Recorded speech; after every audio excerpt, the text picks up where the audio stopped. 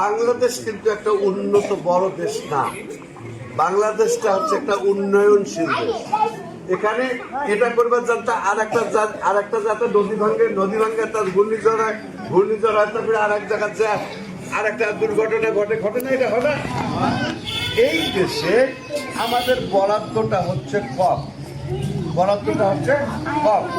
এই বরাদ্দের যে টাকাটা নিয়ে আসে সেইটা অফিসাররা বসে ভাগ করে। এই অফিসার গুলা কারা জানেন? মোদী সরকারের বাজেট তো বোঝেন, বাজেটের নাম শুনছেন? অর্থাৎ একটা দেশে এক বছরে কত টাকা খরচ হবে, এটা হলো বাজেট।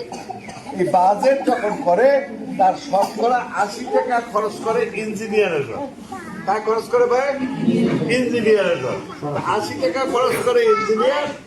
এই 80 টাকা যে খরচ করে ইঞ্জিনিয়াররা, সেই ইঞ্জিনিয়ার কতগুলো আছে বাংলাদেশে? অনেকগুলো আছে, হাজার হাজার ইঞ্জিনিয়ার আছে।